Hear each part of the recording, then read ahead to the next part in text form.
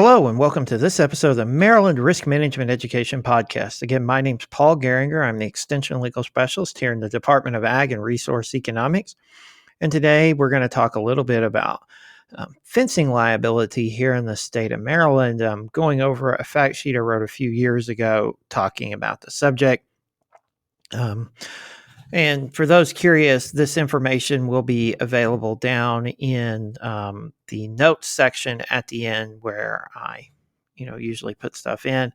Maryland has adopted the traditional English common law view of fence-in. The fence-in rule requires landowners to fence in livestock to prevent livestock from damaging neighbors' property. The common law puts a burden on the livestock owner to erect a division fence or a fence separating two landowners. Landowners, farmers, and non-farmers without livestock are under no obligation to construct a fence to keep livestock off their property. Maryland has adopted this rule through court decisions, and the Maryland legislature could modify this rule at any time, but they have not done that. The other thing we need to point out here as we go through this is we'll talk about some instances where county codes have modified this. So a landlord with an unfenced property and a tenant who wants to graze livestock on the property should consider terms in the lease specifying how the cost of constructing a fence will be handled and any maintenance costs. For example, Greg leases unfenced property, unfenced pasture land to Steve. Steve wants to graze cattle on this pasture and comes to an agreement with Greg for a higher rental rate. Under this agreement, Greg will cover the construction cost of the fence and Steve will bear the maintenance costs. A landlord should require the tenant to obtain adequate liability insurance with the landlord named as an additional insured on the policy in the event the livestock trespass off the property. The landlord should also require the tenant to provide a certificate of insurance each year of the lease. In addition, the landlord may want to include language that the tenant indemnifies and holds harmless the landlord with regard to damage to others caused by the livestock. Unlike other states, Maryland has no statute or court decision defining the exact standards for constructing a fence. Again, we'll talk about later where county codes might have come into this as well. For example, a livestock owner should consider building the fence to a high number of wires, post distance, and with materials necessary to contain the livestock. If we go back to the example with Greg, for example, Greg is pasturing cattle on his property and would need to build a fence with materials to a proper height and appropriate post distance and number of wires to keep cattle within his pasture. So this may be where he has to turn to others to ask, okay, what exactly should this be? When we look at stream fencing, this is as a part of strategies of implementing the Chesapeake Bay Watershed Implementation Plan. The Maryland Department of Agriculture has listed as a best management practice stream protection with fencing. Fencing built to keep livestock out of stream could be either temporary or permanent, and cost share funds are available to help construct permanent fencing. Livestock owners who are considering putting in a stream protection fence, either temporary or permanent, would want to check with their local soil conservation district for the exact specifications for these fences and if the fencing is necessary. Let's think about next, what about damages from stray livestock? If livestock stray because a livestock owner did not fence in his or her stock, or if the fence is in disrepair and the livestock stray from the farmer's property, the livestock owner may be liable for damages caused by the livestock. Negligence occurs when the livestock owner fails to act in a way one would expect a reasonable person exercising average judgment, skill, or care in the same situation. This is sometimes referred to as a reasonable and prudent person standard. Factors to consider in meeting this standard would be regularly checking fences, repairing damaged portions of the fence that would allow livestock to escape, checking to make sure gates are kept closed, and so on. And when this is found, we would need to do this within a reasonable amount of time. If the livestock owner fences in the livestock and the livestock escape through no negligence on the part of the livestock owner, then the livestock owner is not liable for damages caused by the livestock. So who pays for the fence? we've talked about, so what are the requirements for a fence? What happens if livestock stray out? But who actually pays for the fence? Under the fenced-in rule that Maryland has, the livestock owner is required to build a fence, and neighboring landowners will not be required to share this expense.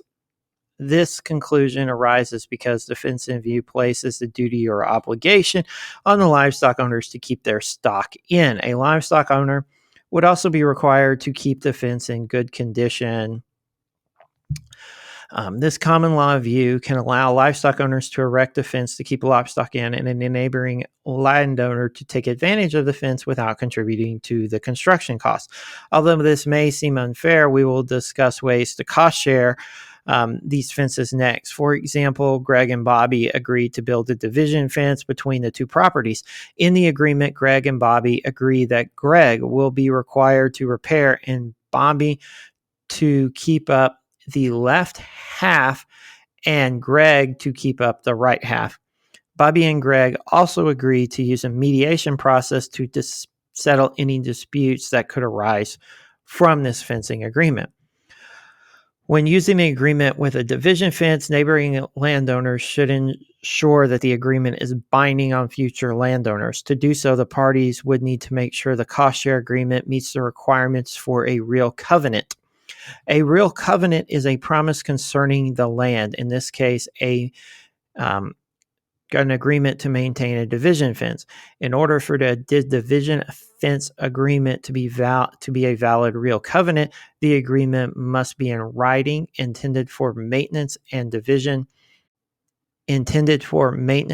the division fence, to pass down to future landowners, touch and concern the land, be recorded with the clerk of the circuit court in the county where real property is located. Privity, which is defined by Merriam-Webster to be a relationship between persons who successfully have a legal interest in the same right or property, must also exist between the landowners.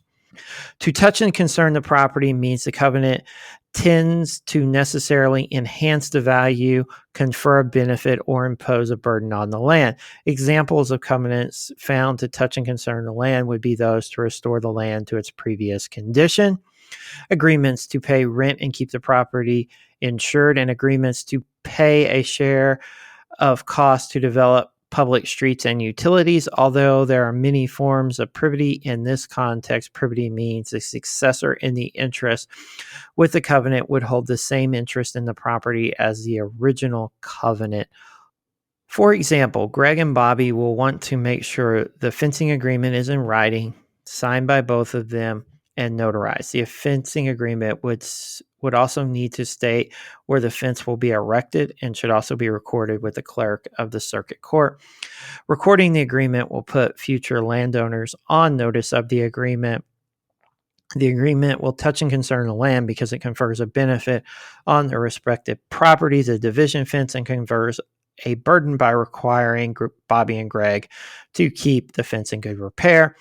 Bobby and Greg will need to include language stating that the agreement is binding on future landowners, and the example of this would be this agreement binds and benefits owners and their respective personal representatives, successors, and assigns. This language will bind future owners of either property to the fencing agreement. One way to avoid disputes is for the two landowners to always communicate issues to each other. Communication between the two parties may not always work, however, and the parties may consider including alternative dispute resolution processes in order to settle disputes that could arise. Alternative dispute resolution methods include mediation and arbitration and tend to be faster and less expensive than using the traditional court system. Going back to the Greg and Bobby example, they include a requirement to mediate any disputes over their fencing agreement. Greg neglects his duties to repair his half of the fence, and Bobby is forced to pay for repairs on Greg's half. In order for Greg to get reimbursed for his costs, Greg and Bobby both present evidence to a mediator to determine the amount that Greg will need to reimburse Bobby for repairs to Greg's half. So what about counties that have this? Well, when the fact sheet was put together and we looked at it, Howard, Kent, and St. Mary's counties all take a different approach in their county ordinances than Maryland's traditional fenced-in view. Counties have been granted this authority by the state to regulate, construct, and maintain fences, provide procedures to enforce rights of parties with reference to fence, and provide for a lien for repairs to a fence made by the owner who is not in default. These county ordinances on fences clarify many of these unresolved issues that exist in Maryland, and in many cases specify the height, strength the fence should be constructed to, how construction and maintenance costs will be allocated, and provide a procedure for collecting unpaid costs. Adjoining landowners in Howard County are required to share the cost of construction and maintaining fences dividing their property. Finally, in Howard County, the fence cannot be within 5 miles of the city of Baltimore. These ordinances also provide for processes to collect unpaid repair costs after written notice to the landowners. For example, Howard and Kent counties require the appointment of non-interested third parties to determine if the repairs are necessary and determine a cost for the repairs. In Howard County, this determination is made before the fence is repaired, and the landowner seeking the other landowner to pay construction or maintenance costs will not have to spend more than the amount of money set by the disinterested third-party landowner. The fact sheet contains more information on what each one of these 3 counties do for their ordinances. I would encourage you to look at the fact sheet. It's on page 5 of the fact sheet to get a better sense of what needs to be done in these cases. So let's kind of summarize all this to end with. Maryland places the burden of fencing in livestock on the livestock owner. The livestock owner must ensure that the fences constructed are in good repair, because the negligent upkeep in the fence may keep the livestock owner liable for damages caused by livestock trespassing. Since the burden is placed on the livestock owner to construct a fence, a second livestock owner would gain the benefit without sharing in any construction costs. So if you think about it, your neighbor builds a fence because they're owning livestock. Now you could put livestock on your property because you don't have to build a fence dividing to a division fence between the properties. When the 2 livestock owners plan to use neighboring properties for grazing, the livestock owners could consider a share of costs in construction and upkeep through a fencing agreement. When the conditions of a real covenant are met, this agreement should be filed in the county's circuit court and will be binding on future landowners.